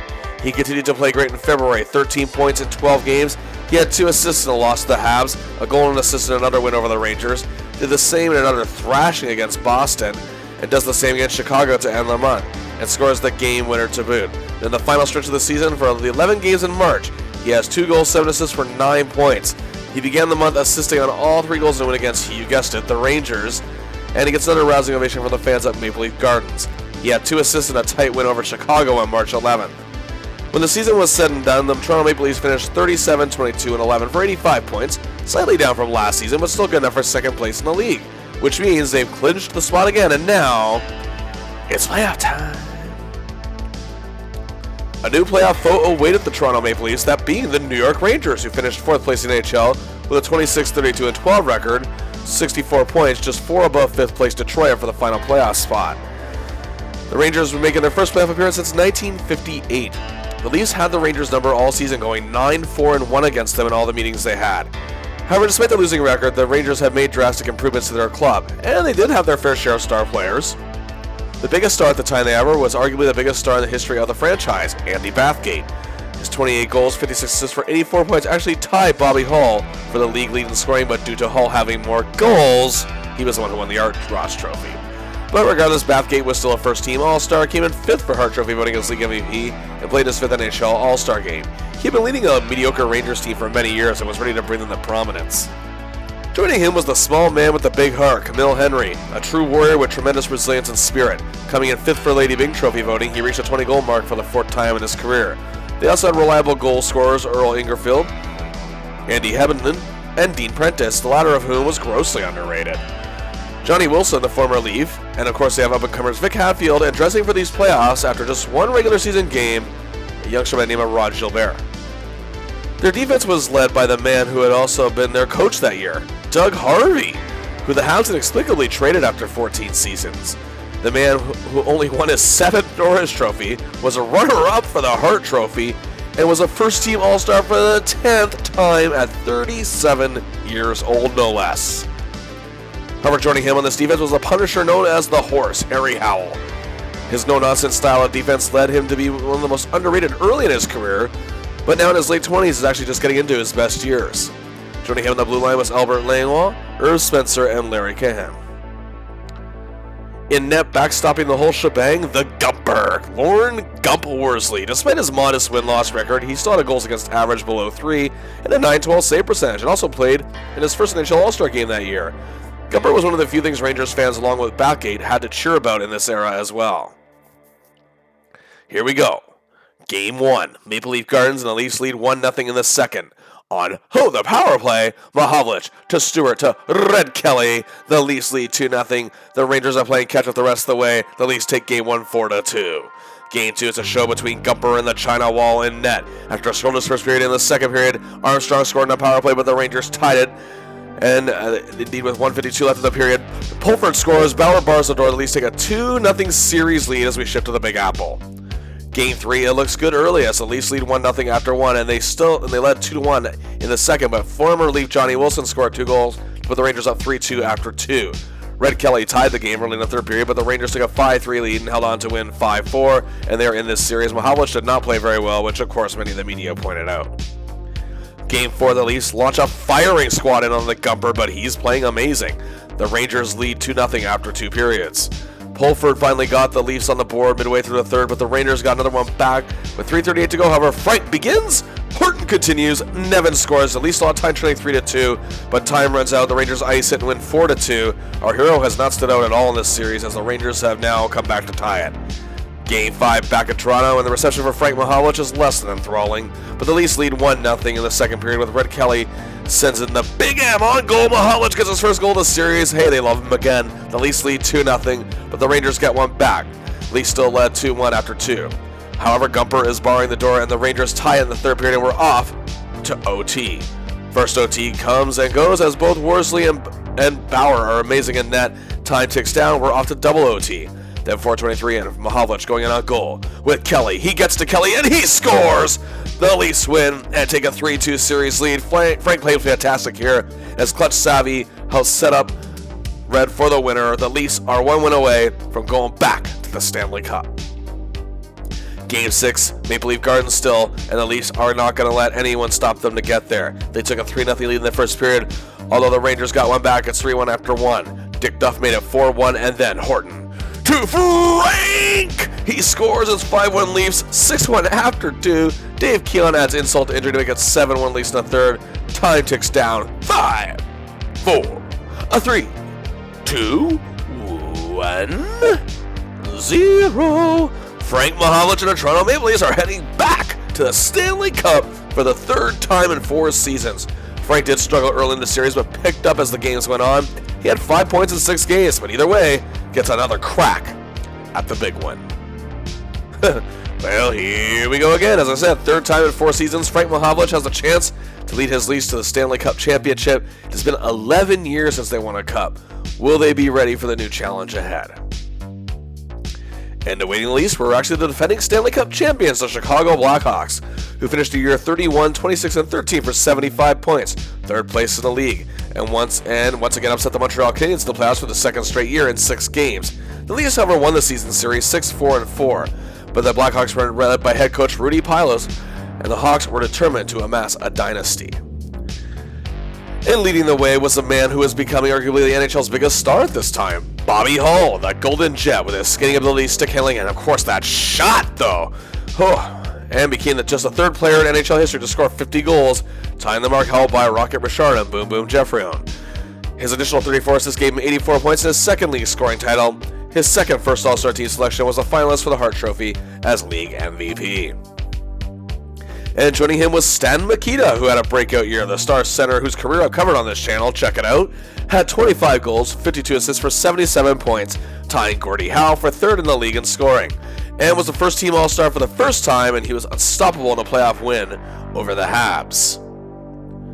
Also, Big Bill Hay, who had 52 assists and 63 total points in just 60 games for the Hawks, and added some size up front and was a tremendous passer, and was 9th in league scoring. Also up front, they had former Bruins star Bronco Horvat, now part of the team, and they had Ab McDonald chipping in with 20 goals, and character players such as Kenny Warham, Murray Balfour, and longtime fan favorite Eric Nestorenko. Leading the defense was superstar Pierre Pilote, a tough, hard-nosed blue liner who had some good offensive numbers with 42 points in 59 games and was a runner-up for the Norris Trophy and was named second-team All-Star for the third straight year. Joining him on the blue line was the likes of Moose Vasco, Jack Evans, Bob Turner, and Dollard St. Laurent. And the man between the pipes, Mr. Goalie Glenn Hall, who played every minute for the Blackhawks this year, amassing over 30 wins, recording 9 shutouts, and selected as a second-team All-Star for the third time, as he won many games for the Hawks this season. Frank knew he was going to have to step up, as he was determined not to go home on the losing side this time. Here we go. Game 1, Maple Leaf Gardens, and in the second period, the Hawks are leading 1-0. Keon tied it early in the second frame, and then on a power play, just past the midway point, Stewart, check, Horton, check, and Frank, checkmate! Leafs take a 2-1 lead. The Leafs add 2 more as Bauer is excellent. Overall, the team worked very well cohesively to win this one 4-1. Game 2, the goaltenders are front and center in this one. The Hawks tied the game 1-1 in the third period, but literally 1 minute to the second later, Red gets it to Ronnie, who gets it to Frankie, baby! Oh yes, it's a goal. The Leafs lead 2-1. Armstrong made it 3-1. The Leafs hung on to win. 4-2, they take a huge 2-0 series lead in the Stanley Cup final, and Frank is playing his heart out. Game 3, however, in the Windy City, it's not so good. Hall and the Hawks defense take the Leafs apart, and the Hawks win 3-0. Frank only has a shot on goal and is on ice for 2 of the 3 Hawks goals. Not good at all, as the Hawks are still in this thing. Game 4 isn't much better, and Frank plays a very dumb game with 19 penalty minutes and a game misconduct in the third period. The Leafs lose 4-1. They also lose Johnny Bower to injury, and now backup Don Timmins is taking over. The series is tied 2-2. This is looking bleak. Game 5 back in Toronto, and well, the Hawks, the fickle fans, the nasty media have awoken a sleeping giant. The Hawks led 3-2 in the second period, and the Gardens was asleep. Their star goalie was missing, and yeah, again, they're just not playing well in this game overall. It didn't look good despite how close the score was. However, our hero was going to have to be the one to take charge. As Timmy gets a Frankie, who sets up Billy. The game is tied. Then 1:19 later on a power play. Frank is in command, but he gets it back to Horton, who sees Keon at the right spot, and Davey buries it. 4-3 Leafs. Just over 3.5 minutes later, Stewart gets up to Kelly, and there's Frank beside him. It's a goal for Mahovlich. 5-3 is the score after 2 periods. After taking a 6-3 lead in the third period, Bond clears it, Stewart takes it, and Frank Mahovlich scores it, a goal. Oh my goodness, the Leafs take it 8-4.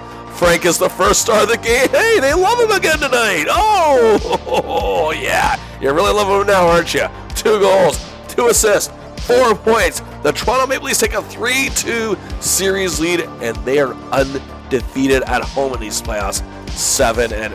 Oh, wow. But now we have to head to Chicago. Here we go. Game 6.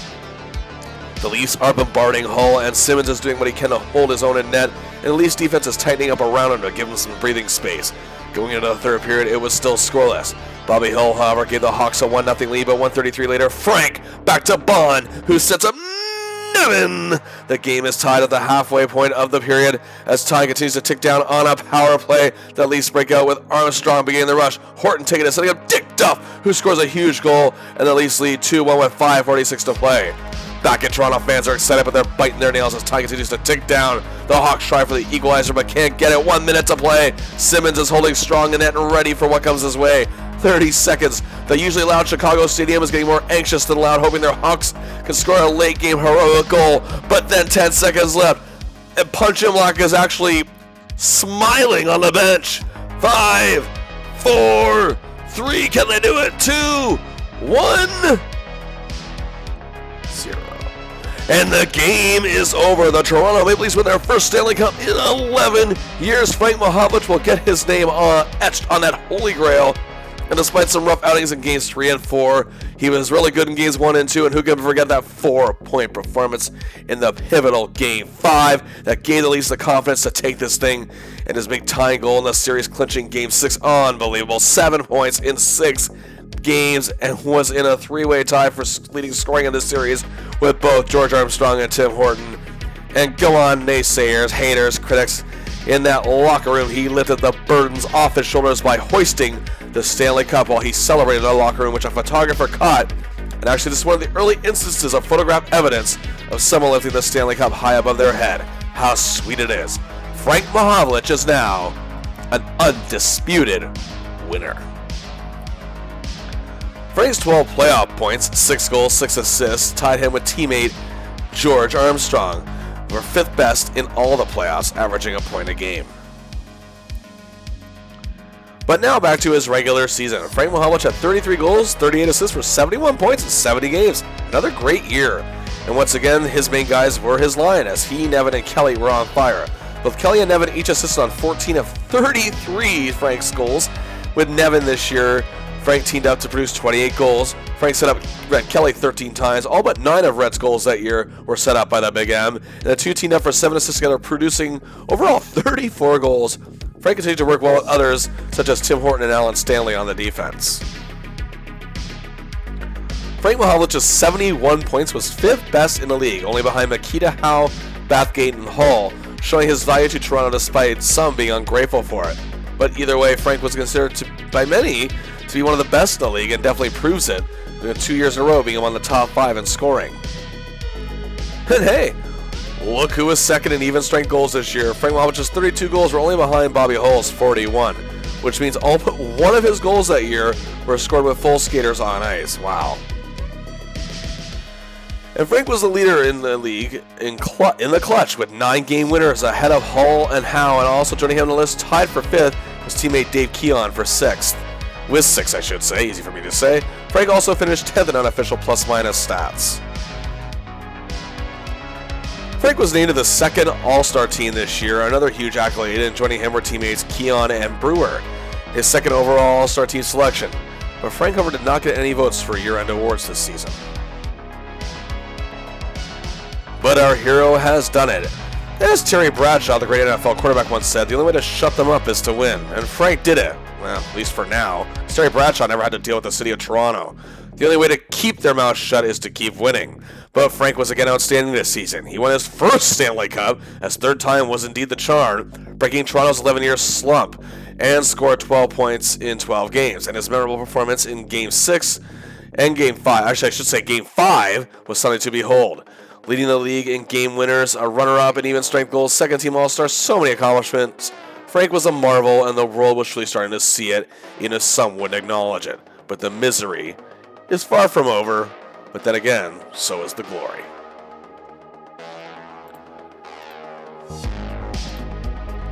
As the 1962-63 season approached, the relationship between Frank Mahovlich and his coach, Punch Jim Black, really started to deteriorate. Frank's contract was up, and he was given what was deemed a lowball offer, and walked out during training camp. It resulted in what was deemed by the media a Cold War between Mahovlich and Imlach. There are many conflicting stories to what happened next, but here's the one that gets told the most. The NHL All-Star Game was ready to commence in Toronto, as the Leafs would play host to the NHL All-Stars. The Chicago Blackhawks owner, James D. Norris, offered the Leafs an even $1 million to buy Mahovlich's rights. Harold Ballard, who was not the primary shareholder owner of the Leafs at the time, made Norris allegedly believe that they had an agreement, and that $1,000 check was delivered to the Leafs as a retainer in their offices the very next day. However, the day after that, Mahovlich was given what he was asking for in a new contract. And the Leafs organization claimed a misunderstanding with the Hawks about the agreement. I really don't know how that works, to be honest, but if Ballard is behind it, it's likely bullshit. But anyway, the Hawks accused the Leafs of reneging on the deal. Conn Smythe, the man who built the Leafs and was still a minority shareholder, feared the deal would be a big mistake. Either way, Frank Mahovlich was still a Leaf, and he played alongside his team at the All-Star Game. The Leafs won 4-1, with Frank scoring a goal that made it 3-1. But more importantly, Frank was determined to keep this team a champion and a winner. In October, he had 4 goals, 2 assists for 6 points in 9 games. His biggest performance was against Boston, where he scored 2 goals and a helper in a late 6-4 comeback win. The day before that, he scored the game winner against Chicago in a Stanley Cup rematch. But the Leafs were not off to a very good start. In November, the Leafs were having trouble finding consistency, but they were improving. He scored a goal and a helper over the Hawks in a win and scored 2 goals in a tie with the Montreal Canadiens.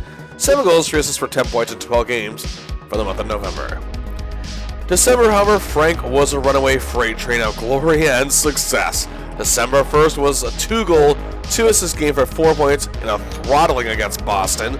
Later on, he scored the opening goal in a 2-1 win over Montreal, and then on December 15th, had 2 goals in another dominant thrashing of the Bruins.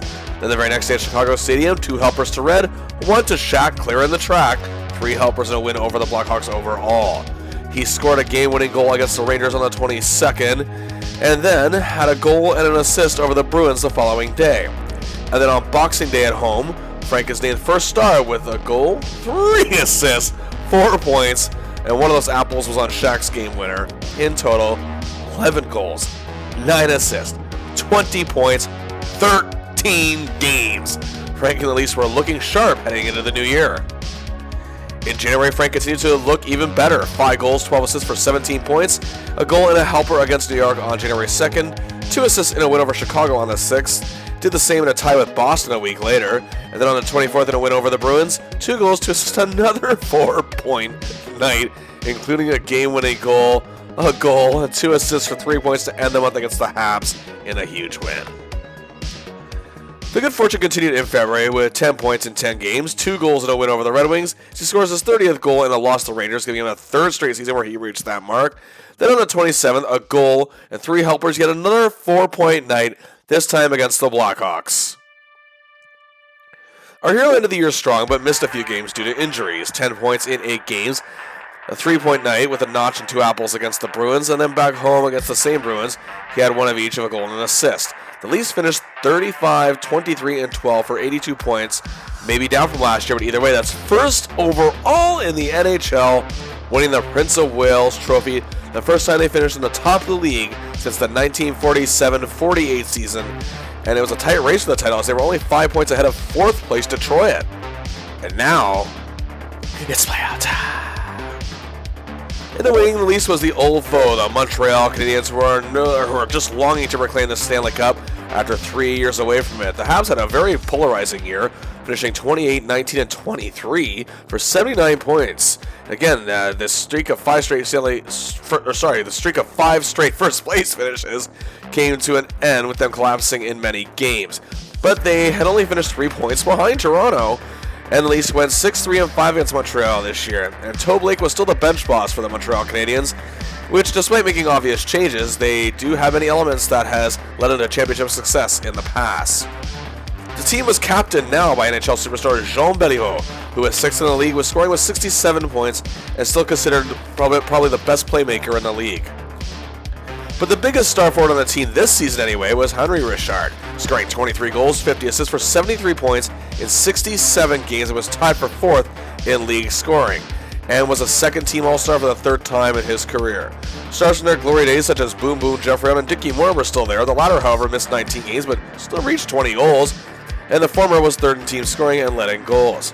However, someone who has been key for this team in terms of defensive prowess up front was a tremendous grinding forward was Claude Provo, a man who battled for the puck like his life depended on it. He was also productive on the score sheet and played his 7th All-Star game that year. Some feel he was one of the most grossly underrated Habs players of all time. And newer 1960s Habs stars such as Gilles Tremblay and Ralph Backstrom both reached a 20-goal mark, while Bill Hickey and Bobby Russo were also very productive. On the defense, the Habs were led by a young up-and-coming star in Jean-Claude, aka J.C. Tremblay, who was definitely Blake's dream blue liner, who stays where he's meant to stay, but can also begin quite a rush and get momentum moving.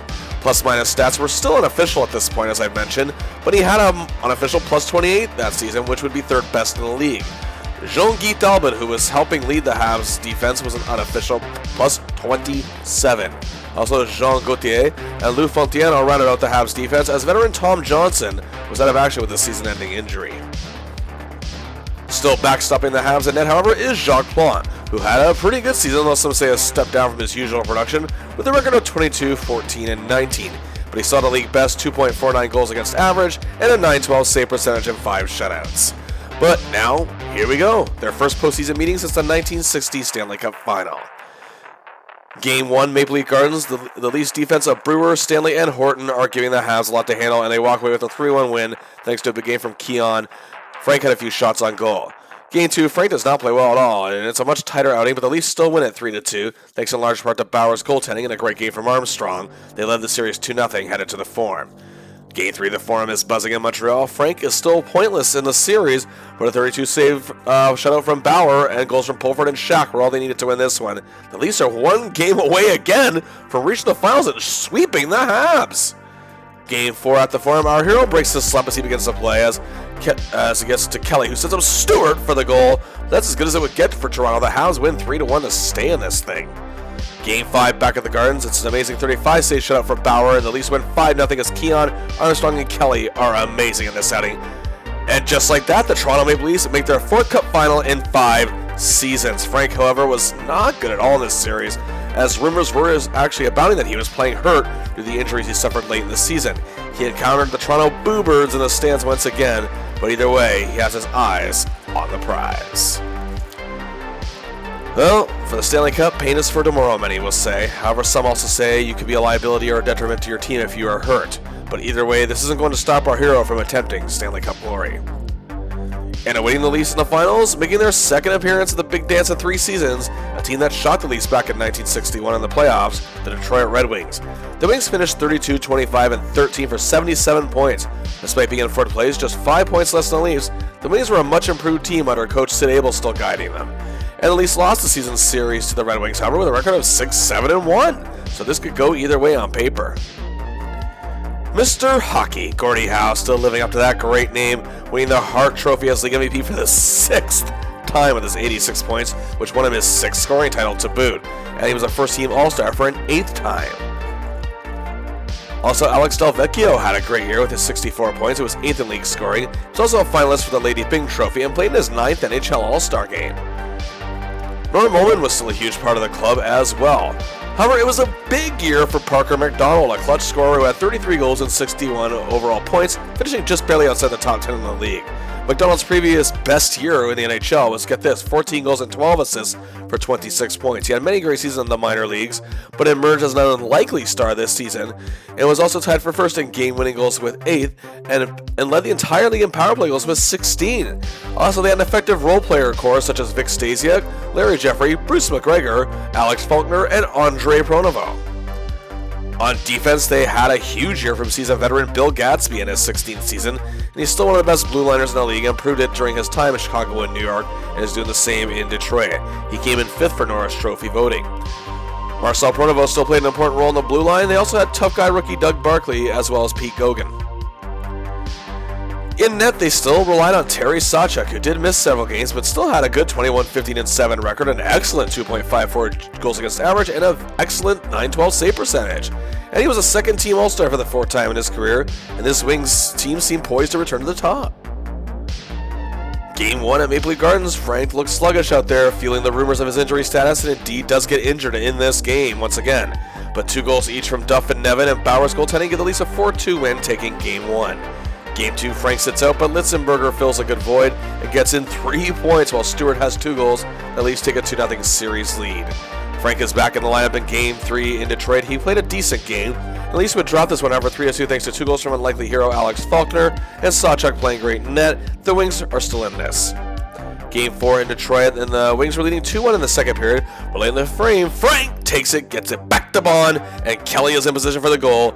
It's tied 2-2 after 2. Keon and Kelly score in the third. Leafs take a Game 4-2. They're 1 win away from their 2nd straight Stanley Cup.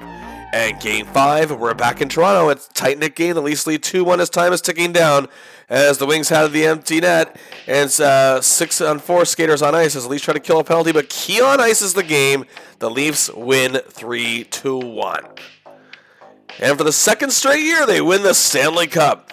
Frank again didn't do all that much in these finals. It was clear he was not 100%. And while he wasn't really bad, he just simply couldn't contribute likely to how he wanted to or was expected to. But it didn't matter because his name is on the cup for a 2nd time. Frank Mahovlich had 36 goals, 37 assists for 73 points in 67 games. And of course, his number 1 guy is the ageless Red Kelly. Kelly set up 15 of Frank's goals. Frank in return 10 of Kelly's 20 goals, literally half. And the two worked well together to produce 11 assists. In total, that's 36 goals they would team up for this year. Frank was still playing well alongside Bob Nevin, but his production was starting to taper off. Frank also worked a lot with Ed Litzenberger as well as Eddie Shack this season, and still maintained his chemistry with Tim Horton on the defense. And he worked a bit with Armstrong and Keon, producing some good cohesiveness there. Frank, for the 3rd straight season, finished in the top 5 scorers in the league, as he finished 4th in the league with 73 points, tied with Montreal's Henry Richard, and only behind Makita, Bathgate, and Howe. Again, a great company to be on this list. And for the 3rd straight year, Frank finished in the top 5 in even strength goals, and for the 2nd straight year, he was the runner-up, this time to Andy Bathgate of the Rangers. And Frank's remaining 9 goals that year were on the power play, and he finished tied for 4th in the league with the legends of Jean Beliveau of the Habs and Stan Mikita of the Hawks. And for the 2nd straight year, Frank leads the league with 8 game-winning goals, tied with Detroit's Parker McDonald, showing he's still a master of the clutch. Frank got some votes for the Hart Trophy this year, but came in 5th with 23 votes this time. Gordie Howe, however, was the runaway winner. However, there was still some good news. For the 2nd time in his career, he was named a first-team All-Star. Going along with his 1961 selection, now he has 3 straight end-of-year All-Star selections, and joining him on this team is teammate Carl Brewer. Yeah, the Boo Birds chirped at Frank quite a bit to start the season because they felt he was being disloyal by walking out during training camp, but they loved him again during the season and booed him again come playoff time. Hey, but he walked away with another championship despite being hurt and not producing much come postseason. And first to game winners again, even strength, power play all-star. The man can do it all. You've heard the term, I should say, reluctant hero. Well, he's a hero to reluctant fans. And be that as it may, he's one of the best in the NHL, and anyone with common sense knows at this point. Now we approach season number 7 for our hero in 1963-64, as he and the Leafs look poised to win the Stanley Cup for a third straight year. Despite the fickle fans, the younger fans in Toronto, however, looked up to Frank as a true star and hero of the team in many ways. Autograph hounds would flood Maple Leaf Gardens before and after games, recognizing him when he was out for a simple day of shopping at the Eaton Center. And there are fans out there who love the Big M and what he represented, the heart he played the game with. And they were the ones he appreciated the most in return. Frank also had developed more disciplined play, however, cutting out significantly on his penalty time. He began the season playing the NHL All-Star game, as again, the Leafs played against the All-Stars at Maple Leaf Gardens to begin the season. At 2:22 in the first period, Bond began a play that led to Armstrong, who set up the Big M for a goal. The All-Stars tied at 1:46 later, but around the midway point of the period, Litzenberger took Kia to Frank, his second goal of the game, 2-1 Leafs, but the Stars tie at 2-2 after 1, and it remained that way after 2. Early in the third period, Kelly begins, Frank continues, and Eddie Shack clears the track and finishes. The Leafs take the lead, although the All-Stars would tie it a mere 27 seconds later, and the game would end in a 3-3 tie.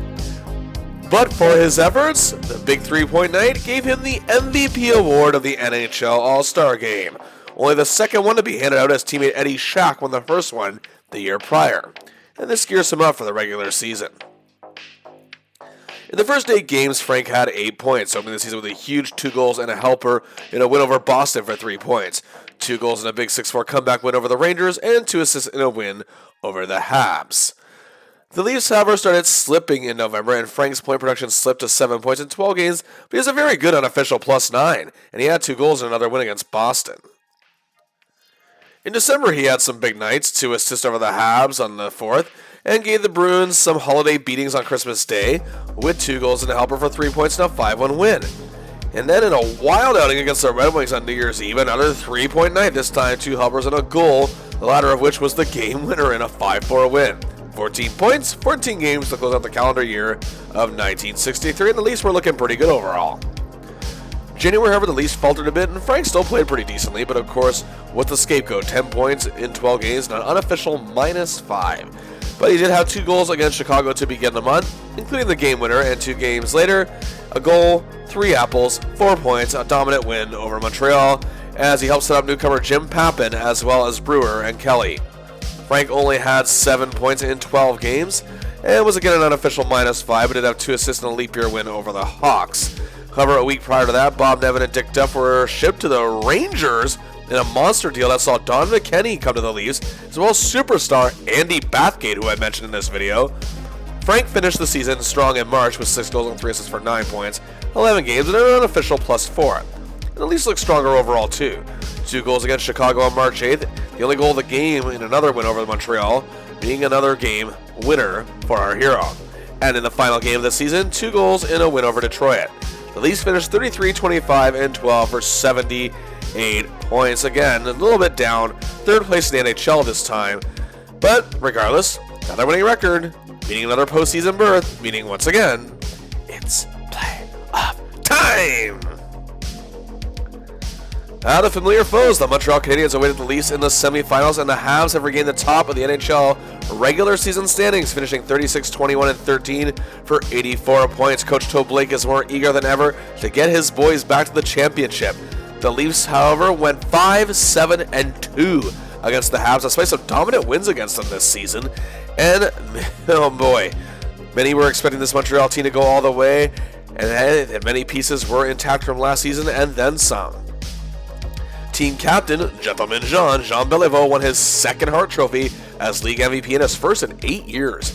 He was 3rd in league scoring and a 2nd team All-Star for the 2nd time. Henry Richard was productive in his 9th season in the NHL with 53 points in 66 games. Bobby Rousseau had a career year, 25 goals and 31 assists for 56 points, all career highs, and was tied for 4th in unofficial +/-, 4th in even strength goals, and tied for 3rd in game winners, excelling in areas where our hero does. Boom Boom Jeffrion had 20 goals again, as did Dave Allen and Gilles Tremblay. Claude Provo was still doing his thing, and tough guy John Ferguson was becoming immensely popular in his rookie year. And the Habs' young blue line are evolving at a rapid rate. Jacques Laperriere, in his first full season, won the Calder Trophy as the league's top rookie, had 30 points, was an unofficial plus 25, second best in the league. He was also a second-team All-Star and came in fourth in Norris Trophy voting. However, the Jacques Plante era in Montreal was over this year, and after backing him up for years, Charlie Hodge finally wins the starting position, and he had a superb year. 33 wins, 2.25 goals against, a huge .920 save percentage, and a monster 8 shutouts, and winning him the Vezina Trophy. And a second-team All-Star for the very first time. But can our hero stop these new mighty Habs? Here we go. Game 1, the Montreal Forum. Frank's frustration gets the better of him and he does not play well. The Habs win 2-0. Game 2, the Leafs defense strengthens their stance and our hero goes to work. 8:50 into the game. Frank Mahovlich coming with Red Kelly and Red scores. Oh, I love it. The Leafs strike first. 3:13 later, Armstrong has it. Now Kelly doesn't. Who scores it? Frank Mahovlich does. Second point of the game. The Leafs lead 2-0 after the first period. The Habs got one in the second, and it was 2-1 after 2. The Leafs held their ground and tied the series with a 2-1 win. A big game for Frank. Game 3 in Toronto, the house that Smythe built, and the Leafs lead 2-1 after 2, but the Habs score 2 goals, 2:10 apart. The latter with 25 seconds to get the shocking win and to take a 2-1 series lead. Frank has a rough game. Game 4, the pressure was on for Frank Mahovlich to play the game of his life, and well, he kind of did just that. On an early power play goal, just about 3 minutes into the game, Kelly anchors the advantage like he has so many times in his career. He gets over to Frank, Bathgate is open, and he scores. 1-0 Leafs. The Habs tied it around the midway point, but late in the period, another power play, McKenny to Mahovlich to the Chief, George Armstrong. The Leafs lead 2-1 after 1. The Leafs are clinging on to that lead in the second period on the power play. It's Frank, it's George, it's Red, and then 1:25 later, Red to Frank. He shoots, he scores. 4 points for Frank Mahovlich. The Leafs lead 4-1, leading 4-2 as the second period winds down. And power play. Andy, Donnie, Frankie with the goal. 2 goals, 3 assists, 5 points. And look at that, a standing ovation for number 27 from the Leaf fans in attendance. The series is now tied 2-2 as we go back to Montreal. Game 5 at the Forum, but the likes of Provo keeping our hero at bay, and the Habs win it 4-2, and the Leafs reign as 2-time champions, be 1 loss away from ending. Game 6, the pressure is on, and despite going pointless, Frank plays a much better game, and thanks to a big game from Alan Stanley and a 25-save shutout from Bauer, the Leafs win 3-0 and force a Game 7. But it'll be back in the Forum. Game 7, Montreal. Dave Keon, hat trick, and a huge game from Johnny Bauer. And for the 3rd straight year, Frank Mahovlich and the Toronto Maple Leafs are headed to the Stanley Cup Final. Frank's legendary performance in Game 4, a pivotal one at that, a huge 5-point night, and helped the Leafs tie the series. Now he gets another crack at more championship glory. So here we go, going for the trifecta. Frank Mahovlich has already played better in 1 series than he did all the playoffs the prior season. And what will he do now as he goes to his 5th Stanley Cup final of his career? Oh, waiting them in the finals is the team who they beat in 5 games last year, the Detroit Red Wings, who finished 4th in the NHL at 30-29-11 for 71 points. Sid Abel is desperate for his first Stanley Cup as a coach, as he has a few as a player, and the Leafs went 8-3-3 against the Wings, definitely having their number this year. The Wings took out the Blackhawks in a very thrilling 7-game showdown, and their crew of veterans leading the way were back.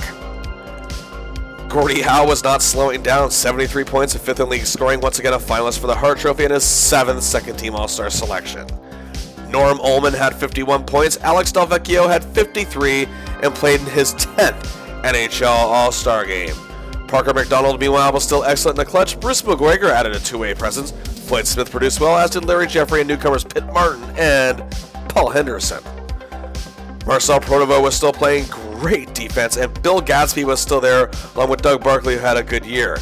And in net, yes, the one and only Terry Sawchuk, who had an excellent year with 25 wins, a 2.64 GAA, and a very good 916 save percentage, and 5 shouts. He also got some votes for the Hart Trophy this year. The Wings team looks a little more difficult to beat, but either way, here we go. Game 1. Maple Leaf Gardens, the goaltending legends are putting on a spectacle. It was an exciting finish as Bob Pulford scored with 2 seconds to play on a shorthanded effort for the Leafs to take the first game, and Frank played pretty well. Game 2, it opened well for the Leafs early on in the first period as Frank will take it, thank you, Kelly will receive it, courtesy, and Stanley, much obliged, will score it. Yes. However, the game would be tied 1-1 after 1, and the Wings took a 3-1 lead after 2 periods. And the Leafs need one badly as we pass the midway point of the third. But hey, Frank has the puck, now it is Bond, and now it is Red Kelly who scores. Time is ticking down, but Jerry Amon sends the Gardens into a frenzy, tying it with 43 seconds left. But Larry Jeffrey sinks the Leafs in overtime, and the series is tied 1-1 heading to Detroit. Game 3 at the Olympia, and it's a bad game to start. The Leafs fall behind 3-0 after 1 period. Early in the second power play, however, Frank, and Bethgate, oh yeah, he scores. The Leafs are in this, but still trail 3-1 after 2. Keon gets 1 in the third. McKenny ties it with 1:13 to play, but Del Vecchio scores it with 17 seconds to play. The Wings take a 2-1 series lead in what is a thrilling series so far. The last time the Leafs were up against the wall like this, our hero stepped up. Would he do the same in this game 4? Well, after 2 periods, it was 2-2, and Frank was hustling out there. And just past the midway point of the period, Leonard Red to Francis to Andrew Bethgate. The Leafs take a 3-2 lead. And with 1:51 to play, the Wings pressing, Pulley gets it to Stewie, who gets it to Frankie. And the Leafs lead 4-2 and hang on to win. The series is tied as once again Frank Mahovlich comes up in the clutch. Wow. Back at the Gardens for Game 5, and Sawchuk and Bauer, well, they are just monsters in net. But the Wings do get the better of Bauer, and it's 2-0 in the third period. And power play, 5:03 left to play. Frankie to Andy to Georgie Boy. The Leafs trail by 1 and press hard for the equalizer, but would lose 2-1. They're now losing the series 3-2. They're on the verge of losing the Stanley Cup. Game 6 in Detroit, and the Wings fans packed the house that Howe built, and it's do or die for the Leafs. And both teams are on an all-out shooting attack, but it's the Leafs who lead 1-0 after 1. The game went back and forth. Detroit led 2-1 and 3-2. Billy Harris tied the game in the second. It was 3-3 after 2 and also after 3.